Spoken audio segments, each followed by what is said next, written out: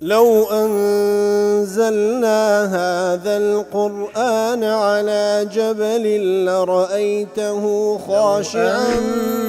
أنزلنا هذا القرآن على جبل لرأيته خاشعا أنزلنا هذا القرآن على جبل لرأيته خاشعا متصدعا من خشية وتلك الأمثال نضربها للناس لعلهم يتفكرون.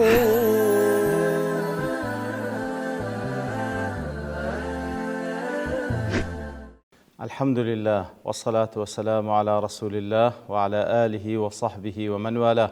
السلام عليكم ورحمة الله.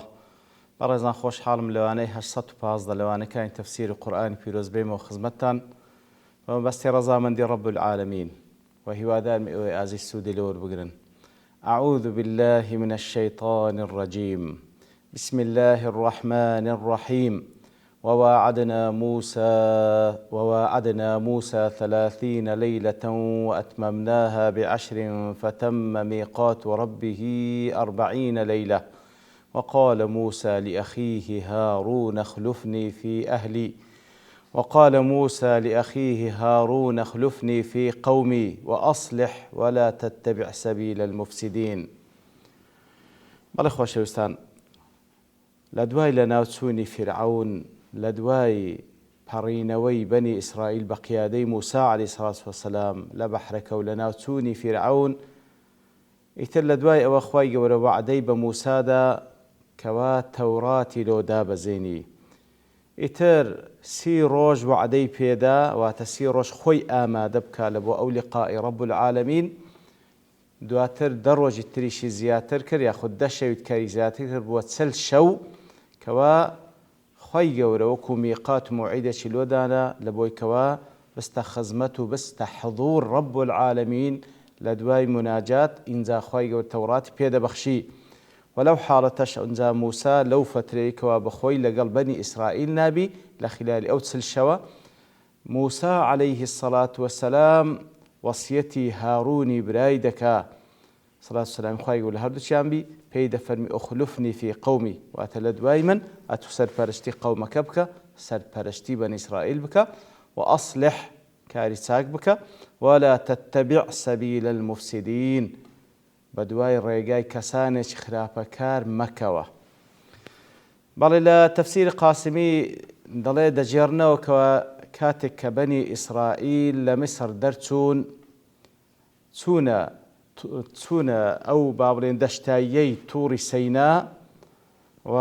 وەکو دەڵێ وەکانت مدة خروجهم إلى أن نزلوا شهرا ونصفا،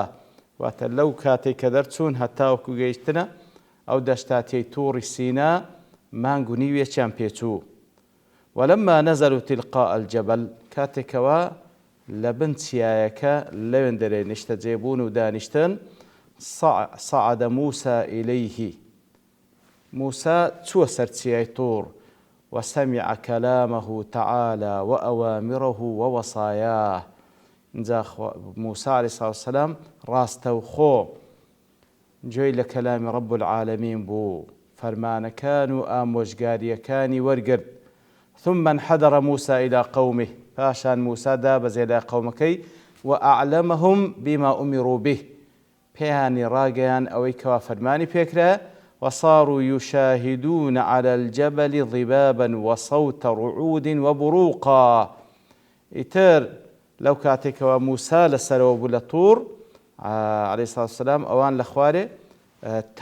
تەمیان دەدیت، تەم و مژێک بوو لەسەرەوە، وهروە دەنجی هەورە بروسک و ئەوانە بوو. ثم أمر تعالى موسى أن يصعد إلى الجبل ليؤتيه الشرائع التي كتبها على قومه. پاشان خوای گەورە فەرمان بە موسا دەکا کەوا بێتەوە سەر چیای توور و چێوی توور، تاوکو ئەو شەریعەتەی کەوا لەسەر لە بۆ بەنی ئیسرائیل خوای گەورە داینایە پێی ببەخشی. فصعد موسى الجبل، كاتكوا چوە سەر چێوی توور، وكان مغطى بالغمام، ئەو چێوە لای سەرەوەی داپۆشرابوو بە پەڵە هەور. فدخل موسى في وسط الغمام، موسى چوە ناو پەڵە هەورەکە لەسەرەوە لوتکە چێوی توور وأقام في الجبل 40 يوما چل ڕۆژ لەوێ مایەوە لم يأكل ولم يشرب نەخواردیەوە لما أمد من القوة الروحانية بەچ ژیادی ئەو قوة ڕوحانەی کە خوای گەورە پێی بەخشی والتجليات القدسية ئەو شتانی کە خوای گەورە کەشف کرد شتە پیرۆزەکانی خۆی طبعا بەڕاستی ینی بەنسبەت پێغەمبەران عەلەیهیمو سڵات وەسەلام خوای گەورە توانایە تایبەتیان پێدەبەخشی لایەنی ڕوحیان زۆر بەهێزە لێ هەتا وەکو تەماشاکە پێغەمبەری خۆشمان صلی الله عليه وسلم کاتێکەوە لە بەڕۆژی بوون نەهی مسلمانان دەکات کە ویسال بکەن ویسال واتە زیاتر لە ڕۆژێک بە ڕۆژی بن و نەیگەینە دوو بەڵام لە بۆ خۆی پێ سەلم بەڵێ ویسالی دەکرد واتە جاری وا هەبوو دوو شەو و دوو ڕۆژ بە ڕۆژی دەبوو ڕۆژی نەدەشکان دەیفەرموو حساب من جیایە لەگەڵەنگۆ خوای گەورە سبحانه وتعالى هێزە ڕوحیەکەی بە قووەتتر دەکا و زاڵ دەبی بەسەر برسێتی جەستە بە هەر حاڵ موساش عەلەیهی سڵات وسەلام وەکو لە ئەو ڕوایەتەدا هاتێ لە تەفسیری قاسمی نەقلی دەکاتن لەو چەند ڕۆژەدا هیچی نەخواردەوە بەڵکو قووەتە ڕوحانیەکەی خوای گەورە بەهێز کرد وأوتي في برهتها الألواح ئیتر لە دوای ئەوە ئینجا خوای گەورە ئەلواحی پێبەخشی کەوا شەریعەتەکەیان لێ نووسرا وكاتك كجرا ولولاي قومك كان على وجهه أشعة نور مدهشة كواتا لو لدواء فتك جرا ولاي قومك نور يشي زور عجيب وكو تيشتي نور لدمساوي هذا دروشايوة حتى وايل هذا ترسان لي نزيق ببنوا والله ديار وش ديار هركاتك كذا فرمي تسولة بمنازات لرب العالمين بوشوي خواهي قول سبحانه وتعالى أو نوري بيدا بخشي وكل معاج تفكر دلي وواعدنا موسى 30 ليلة وأتممناها ب10 فتم ميقات ربي 40 ليلة دفرمي الوعد هو الإخبار بما تم العزم على فعله مستقبل كواتي كسي كواتي وعد يقددا وتخبر ددا بوي كوامل لداها تو عزم مكردي فلا نشد بكم ليرد نافرمي وعد وواعدنا لمواعدها مواعدة مشاركة في الوعد واتا دو كس وعدك دقاليك تدابنين ويكون فيها كل من الطرفين واعدا وموعد كواتا هريك دوانا وعدي دايو وعدشي بيدرايا كواتا خواهي قورة وعدي دانا لقال موسى عليه الصلاة والسلام موسى أجاو كل معاج تفكر دا فرميتان ووعدنا موسى 30 ليلة وأتممناها ب20 ووعدنا موسى أي وأن يكون بنو إسرائيل معه بله وعد من بموسى وبني إسرائيل قريبا أخذا مما جاء في سورة طه كواتا ليردا بس باسي موسى ذاك هذه لو لا أو تفسيري دلتن بني إسرائيل قلي دفرمي له وكل سورة طه هذا هاتي وخص الله موسى بهذا الوعد التكريمي التشريفي كواتا موسى أو قومشي لقل دام بلام لذاك تنهى موسى ديني وكل ريز لينانو وكل شرفك بودة بخشي ليكلمه ويناجيه أو وعدش لقل دانة أو كلام لقل فرمي موساش منازهات كالي رب العالمين ويكتب له في الألواح الوصايا التعليمية ولو ألواح عنش كبيدة بخشي أو آموش قارية فيركارياني كوا بيدة بخشي لبو بني إسرائيل في الوادي المقدس طوى عند جبل طور كواتا لدول بيروزكي طوى للايتسياي طور فتم ميقات ربه 40 ليلة هل مع تفكر يروي عن ابن عباس قوله في هذه الآية لابن عباس دجيرنا خالد رازب لو آتا إن موسى قال لقوم إن ربي وعدني 30 ليلة أن ألقاه كواتا موسى بقوم كيد فرمي فالوردقار معدي بيدايما كوا لسي شودا منازات بكم أو زال لقال الخواي قوردكم وأخلف هارون فيكم وخواي قور فرمان بيه كلمة كوالا دواي خوم هارون بكما خليفة سرپرشتي تامك فلما فصل موسى إلى ربه كاتك موسى دابرا لقومكي لولا خواي قورا زاده الله 10 دشوي دي كشي لسر زياد كرد فكانت فتنتهم في ال10 التي زادها الله سبحان الله لو دشوي أو فرمان بيه كلمة سي شو بيان بلي پاشان کە چوە خزمەت پەروەردگار خوای گەورە دەشەویت کەشی زیاد کرد ئیتر لەو دەشەوە زیادەی کە بۆ چل شەو ئەوان لەو دەشەوە زیادەی تووشی فتنە بوون. وەکو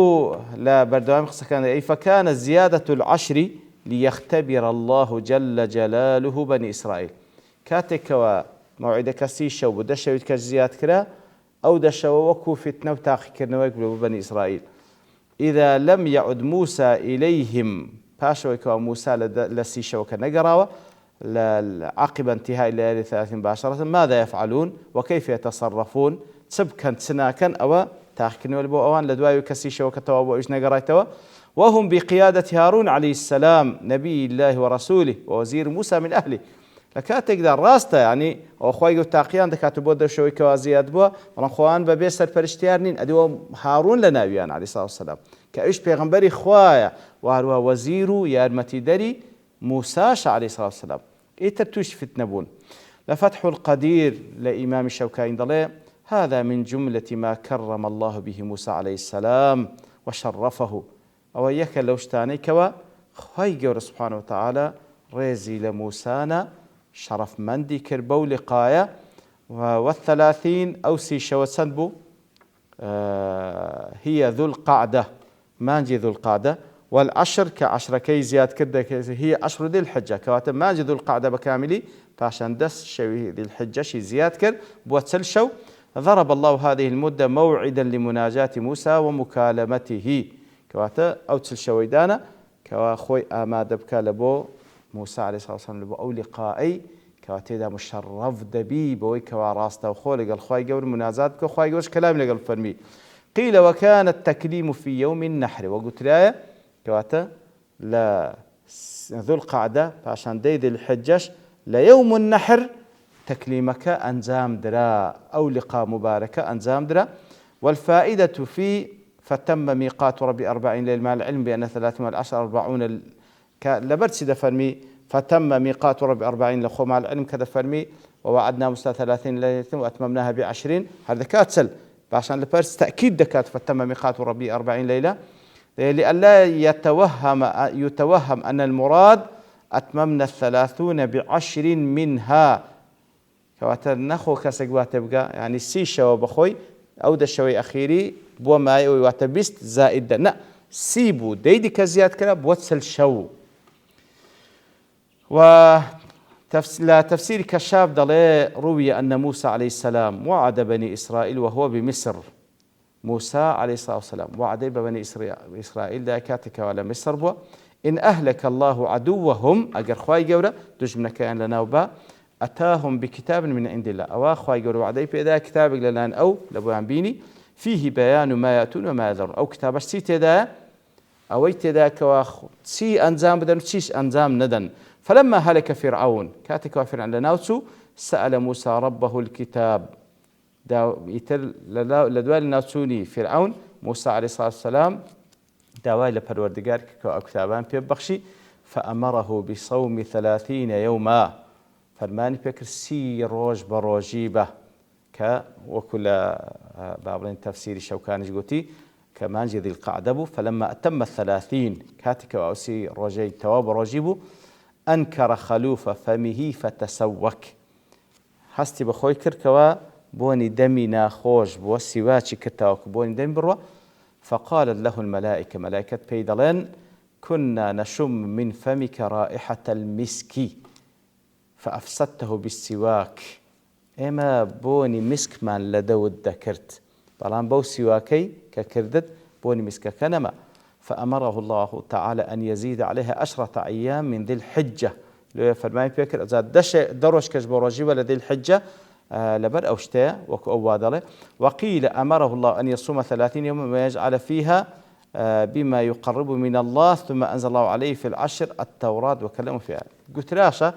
لسي روج بروجي ولا دشوا كيد كاخ ولا دروجة كيد الحجة خوايجة ولو دروجة دا كلامي لقال فرمو توراتي في بخشية. وقال موسى لأخيه هارون كاتك وموسى عليه الصلاة والسلام قومك ديوي بجيبيري أو جا وصيتي براي خوي هارون دكا كاتك وابخوي دروال أو منازاته أخلفني في قومي أي كن خليفتي فيهم وبخليفي من لدوايم وأصلح ولا تتبع سبيل المفسدين وكل تفسير قاسم دل أي لا تتبع من سلك الإفساد ولا تطع من دعاك إليه كواتا آقادار بلدواي من التوسات فرشتاريان با ريقاي فاسدا مقربر وهروها جوراليشيان مكة وكو جشميد الله تدل على أنه استخلف هارون عند خروجه كاتي أو آتبالقيل سروي كوا هاروني كاتي كرد خليفي خوي كوا بخوي درسو لما رأى أنهم أشد طاعة له وأكثر قبولا منه لبروي بيني أوان زور جورالي هارون دكانوا مقبولة للان ومخاطبات موسى عليه السلام لهارون وجوابه له كاتك وابوش وموسى لقال هارون براي قصيدك وكل طاعة أفعصيت أمري وهل هارون لا تأخذ بلحيتي ولا برأسي يأخذ في فلا تشمل به الأعداء كل ذلك كالدال على أن موسى كان يختص بنوع من الولاية أو شوازق سكر موسى لقال هارون براي بلقي لسر وكوا أجر سير بشان بيغم بلام أو نوع ولايته شيء لسر براكي هي أجر سير بشان بيغم والله إنه استخلفه إلى أن يرجع لأنه المعقول من الاستخلاف إنه طبعا أو ندش كردية سر فرشتيان لسريان حتى وكو بخوي دقريته والله أعلم إثر دياره هشتا تفسير كان ترشتي تريان باسكري بلام لبرتوا بوني كات دوستين بابشتوان رب العالمين لو أن داهتو دين وخزمت أو آياته وصلى الله وسلم على نبينا محمد وعلى آله وصحبه أجمعين وآخر دعوانا الحمد لله رب العالمين. لو أنزلنا هذا القرآن على جبل لرأيته خاشعا أنزلنا هذا القرآن على جبل لرأيته خاشعا أنزلنا هذا القرآن على جبل لرأيته خاشعا متصدعا من خشية وتلك الأمثال نضربها للناس لعلهم يتفكرون